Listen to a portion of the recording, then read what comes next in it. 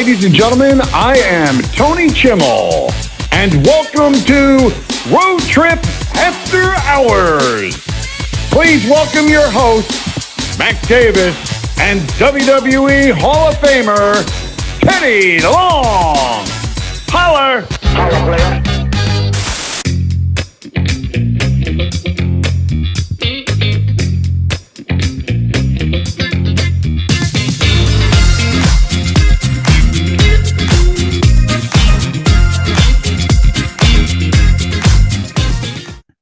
Welcome to Road Trip After Hours. I'm your host, Mac Davis, and my co-host is none other than WWE Hall of Famer, Teddy Long. Teddy, how you doing?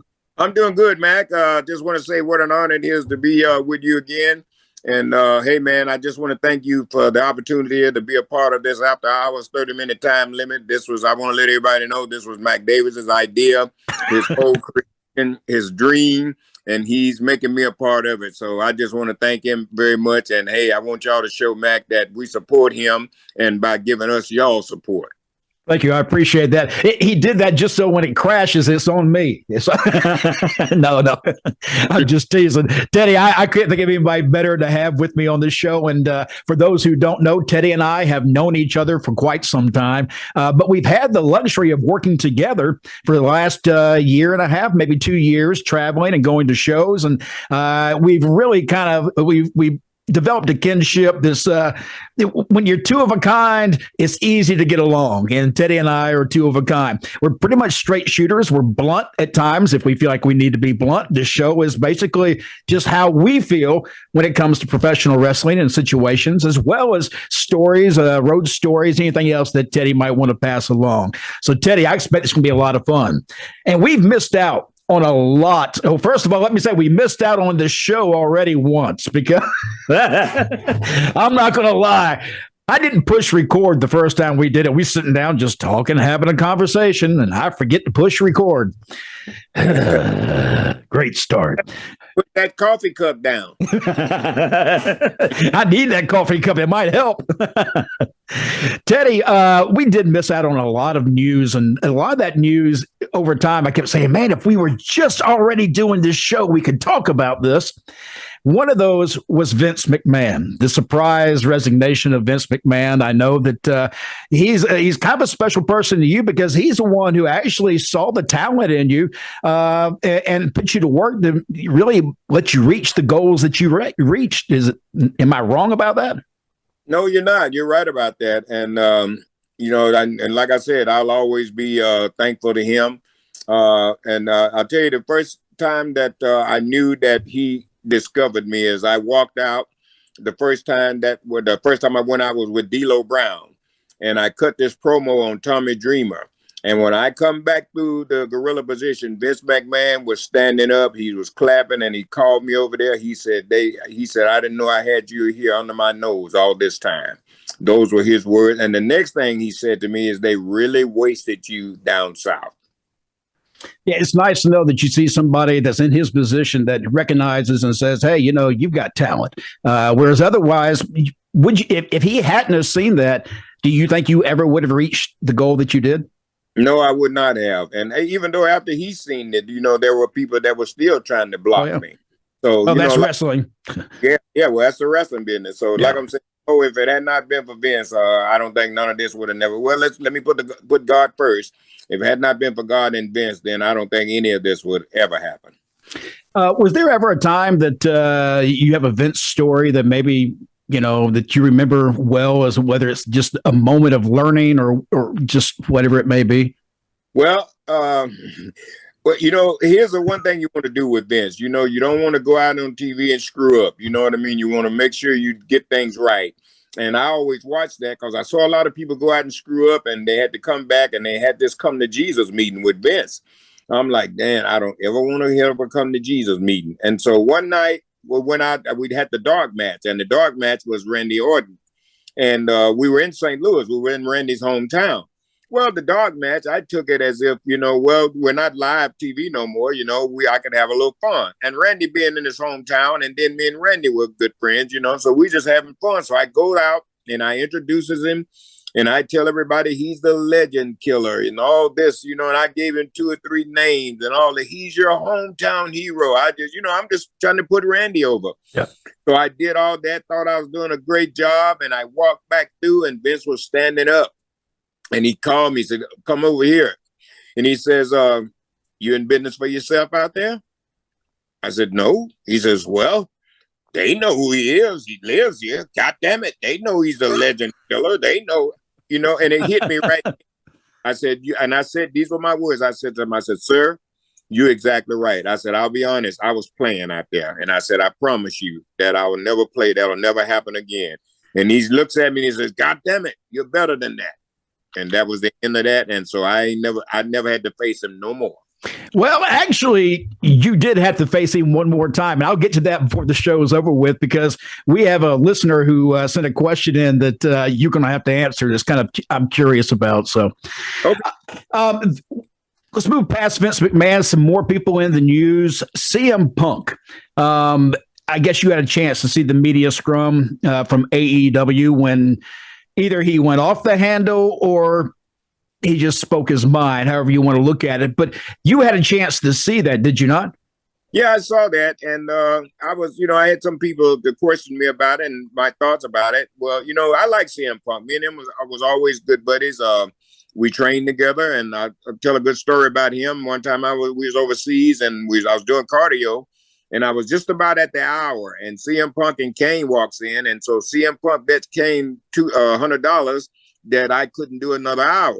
And so, as the hour was up, I got off, took a piss, jumped right back on the machine and did the other hour. So, you don't test Teddy when it comes to cardio. Nobody should test Teddy. and then one time in Laredo, Corpus Christi, Laredo or Corpus Christi. Anyway, man. I don't mean to stop you, but there's something weird over your shoulder. That's my dog. Okay. You got your dog with you. Okay. I just saw this little tail come over to Rufus. Come here, Ruf. Well, he's laying down. He's going out. Yeah, that's Rufus there. He's just taking it easy. He's under the learning tree. It's funny because right over your shoulder, you couldn't tell, but over your shoulder, all of a sudden this tail just came up in the air and it landed over your shoulder. It just looked funny. You were saying, though, CM Punk in the story. Well, like I said, with CM Punk, the man speaks his mind.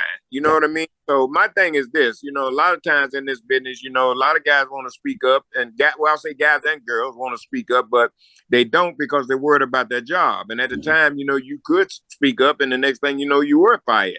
So Punk didn't let that, worry him. If they fire me, they fire me. You know what I mean? So that's, he always spoke up and just straightforward, straight edge, as he would always say to himself.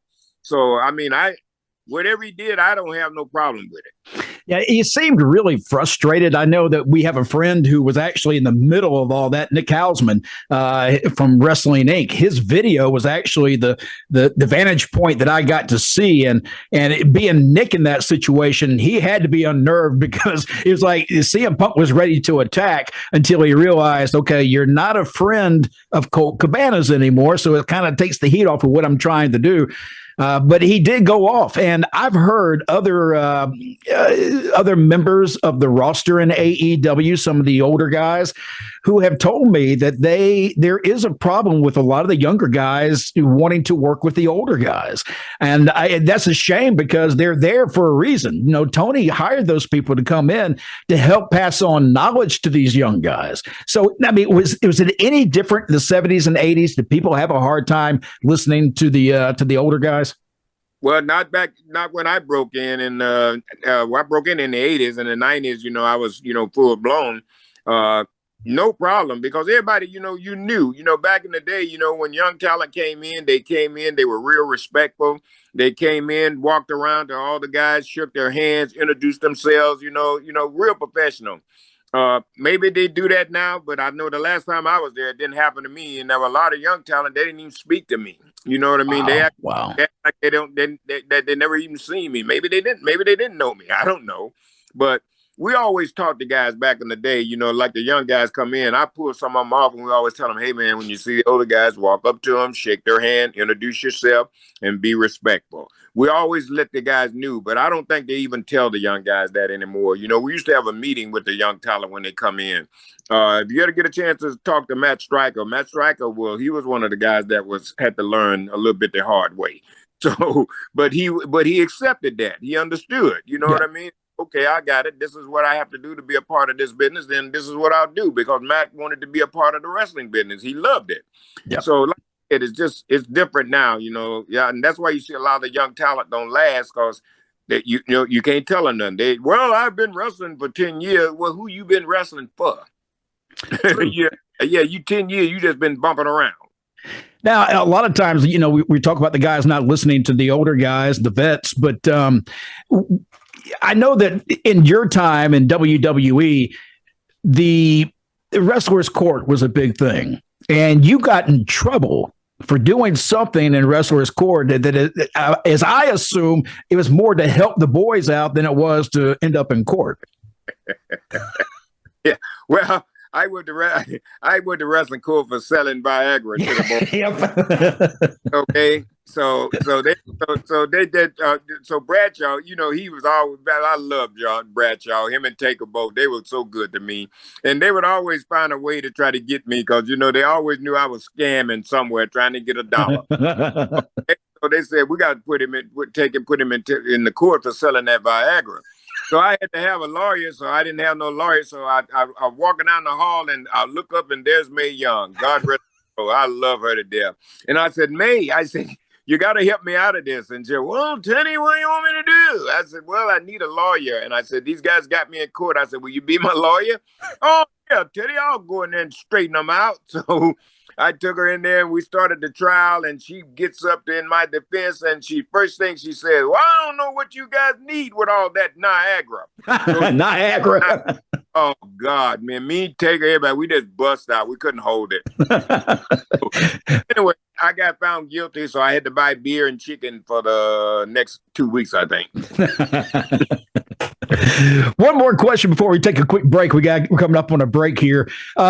Somebody who's back in the news, and we had talked about this privately probably about a month or so ago. Back at the time we were in Nashville for what show was that? WrestleCon? Was that? That was SummerSlam. SummerSlam, yeah. And we were there, and Ric Flair made his reemergence into wrestling as a professional wrestler. You've known Rick over the years. Do you, when you see him doing that now, do you see that as a good thing, a bad thing, or time to call it quits? I don't know, man. I can't speak for him. You know what I mean? Here's my thought on that. He's a grown man. He does what he want to do, and he makes his own decision. Right. Now, if it was me, and with all the knowledge that he has, and what I would do, I would go to NXT. And I would grab some of those young guys down there, some of the young talent that has potential, and I would take them and tell them everything that I know. And I would, and like I said, he's able to still get in the ring. I would get in the ring and work out with him and help them and learn those young guys how to draw money. That's what the business is about, drawing money. It ain't about wrestling and bumping around. This is a business. This is how you get paid. Vince told us one time, you can't go to the bank and draw no money out if you ain't put none in there. Rick is one of those guys to me that I'm not sure he'd be a good teacher. He seems like somebody who's more worried about his role in what's happening more than what's happening with other guys. Well, he just has to get away from that. You know what I mean? Once you get away from it and let yourself know, hey, I'm done with this. So let me see what I can do. I'm done with rest. Let me see what else I can do to help this business out, and to also help some of the young talent that they're trying to push, and trying to make money with. Tell him some stuff that he knows. I mean, he knows it all. Okay, so anytime you get any information from him, you getting good information and you getting it right. Right. So that's what I'm saying. That's what I would do. Like I said, I have no opinion. He's a grown. He does whatever he wants to do, and like I said, I could really care less.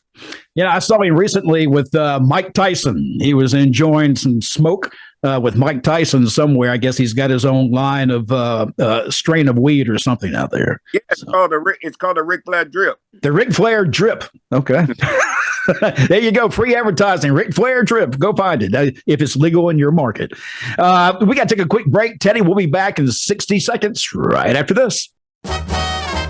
You'll enjoy pigeon jerky, the Cadillac of processed meats. You'll enjoy pigeon jerky,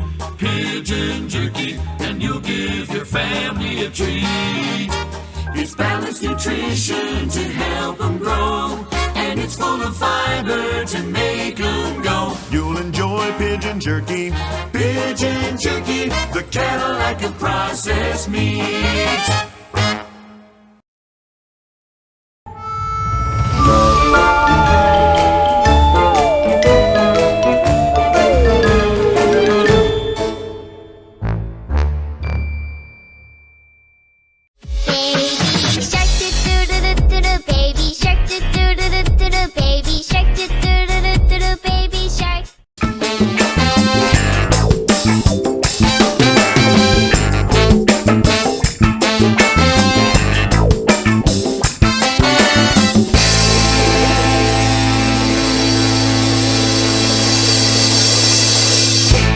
And we're back with Road Trip After Hours. I'm your host, Mac Davis, and my co-host is WWE Hall of Famer Teddy Long. Teddy, we got a chance right now to go over some of our viewer emails that we got in. We sent them out asking people to send some questions in. So I'm going to give you a few of these here and let's see where we go. Okay.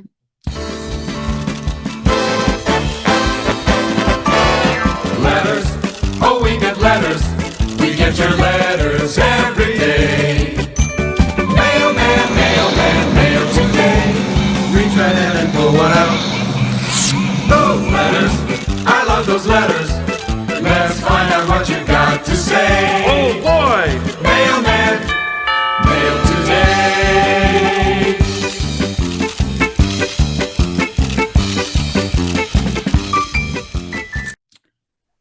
Let's see. Well, we were talking earlier about Vince McMahon and your meeting with him for not doing something exactly right. So this question actually is appropriate for this show. Beverly Boop from Twitterland writes, when you made a surprise return to WWE, you cut a promo that SmackDown was the longest running episodic television show. But you didn't quite get it out. Did you catch any heat for that?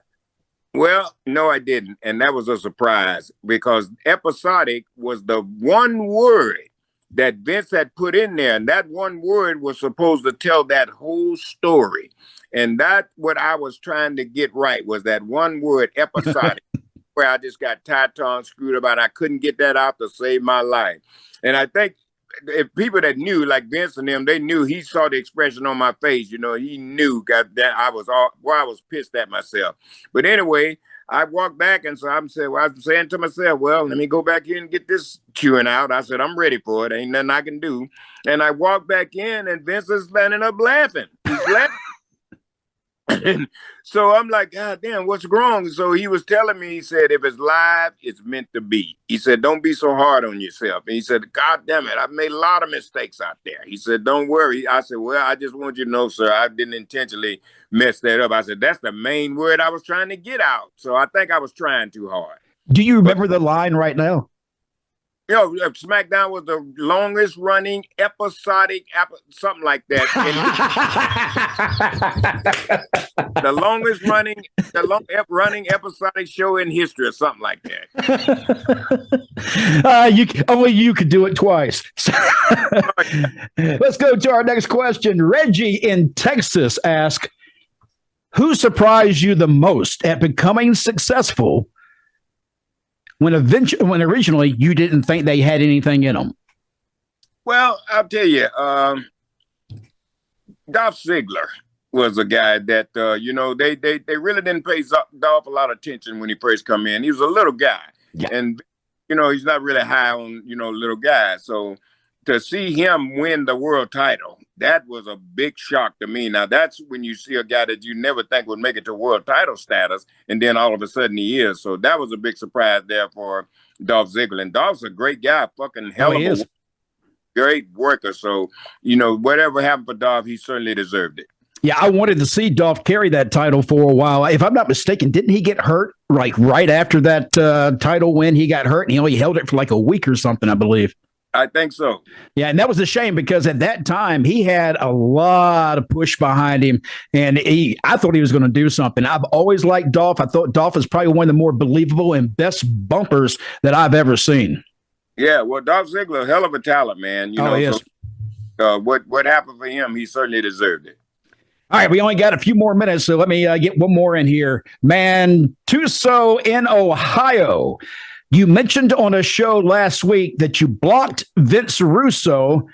Is there a story? Now, for those of you who are wondering, this is during the Blockgate that took place a couple of weeks ago when Teddy went around and started blocking everybody. I didn't block anybody. Yeah, sure you didn't, Teddy. I know the truth. I didn't block him. Well, this is going to get you blocked right after this. But they wanted to know, was there some heat with Vince Russo, or it's just two different types of people? Well, let me explain the blocking stuff. Somebody hacked into my Twitter and they started blocking, all of my friends. So then I started getting calls and stuff. So it was probably something. Listen, I try to tell, I'm not a gamer. I don't play games. I'm a grown man. So a lot of these people that send me friends requests and stuff, I don't accept them because we have nothing in common. And I'm like I said, I don't need the numbers. I'm not the big TV guy anymore, so I don't need no numbers. So basically, my social media is for this show right here. Contact us on after our 30-minute time limit, or where am I going to my next appearance, or where I'm going to be booked at. So that's how I want, people to contact me. So somebody, I guess, got mad because I blocked them, but it's my account and I can block anybody that I want. Now, getting back to Vince Russo, I don't think I'm one of his favorite people. And so me and him have nothing in common. So what do I need to be his friend for? So I blocked him. I blocked him way before this incident happened. So Yeah, I mean, to be clear, he didn't block anybody this past weekend when all that was going on. That was just somebody else messing with Teddy. So hacked my Twitter, you know what I mean? So I had to get in, change my password and everything. And so then people found out, that it really wasn't me. But we got some T-shirts out at Pro Wrestling Tees, and it's called "You Got Blocked, Player." So you need to check that out too, Teddy. How do they find that? Pro Wrestling Tees. Okay, just pull up your name. Yeah, well, just go to Pro Wrestling Tees, and then Ryan is the guy that owns that, and you click up there, and he'll show you the shirts. Sounds good. Let's talk about a couple of appearances that you and I have coming up. October 22nd, it is Superstars Fan Fest. That's in Rome, Georgia. You got a lot of people on that card. Oh, yeah. Good. Looking forward to coming to Rome. And like I said, this will be our second broadcast show that we're doing. This is our first opening here tonight. And so when we get to Rome, we're doing our second show. We'll be talking to a lot of the wrestling talent that's going to be there for the big fan fest. We'll be talking to some of the fans, and we'll be doing a lot of things there that, a lot of these, these shows don't do. We're going to be different. So we just want everybody to come out and please give us your support. Yeah, this show, just for everybody listening and watching, this show is very fan friendly. We want to include our fans as well as the talent. So we do have something a little bit different to offer you for your viewing time or listening time. Some of the names who are going to be at the Superstars Fan Fest, Teddy, include Jake the Snake Roberts, Rock and Roll Express, Greg Valentine, Brutus Beefcake, Gangrel, Scott Armstrong, Baby Doll, Marlena, and a whole lot more. That's at the Thornton Center, 1 to 6. The show for wrestling starts at 7 o'clock. And for more information, go to superstarsfest.com. And also, October 29th, the big Halloween show, Teddy. Well, that's going to be happening in Thomaston, Georgia, at the Thomaston Civic Center. And as you know, Mac, the big main event there is supposed to be myself going one-on-one with Big D. We got into a little bit of a confrontation at the last show there. And like I said, I don't want no part of the ring, man. I just want to get in and get out. And he starts running my grandkids down. So that, that kind of get me there. I don't like nobody messing with my grandkids. So if he wants to go one-on-one with Teddy Long, then that's going to happen. That's our big main event, Teddy Long versus Big D in Thomaston, Georgia at the Civic Center. And being the vice president of the IWN, I had a special privilege, and I was able to give somebody the position of special guest referee. And just so you know, it's me. Okay. Hey, well, I'm glad, man. Thank you, because I had no idea who the referee was going to be. I didn't know it was going to be somebody that Big D might have stuck some dollar bills in his pocket. Nope. I'm going to call it down the middle. Now, Teddy, you got to do your part, but I will call it down the middle. Well, as long as you call it down the middle, I'll do my part. That sounds fair to me. A lot of great people will be there that night. Of course, we have our Road Trip After Hours special Halloween program that we'll be doing that night. That'll be live, sitting there an hour before bell time with the IWN Main Event Wrestling Show, which, by the way, will feature Boogeyman. He will be there. So the Boogeyman will be there. Kids will love to get a picture taken with him. That's every time I've seen him somewhere, his line for the merch table is just forever, because people want their picture taken with the Boogeyman. Yeah, well, they love Boogeyman. And like I said, he's a great guy. I've known him for a long time, too. We had a chance to travel a lot together in the WWE. And sometimes we still, when we meet up on the indie shows, we still get together. So Boogie, what a great guy, man.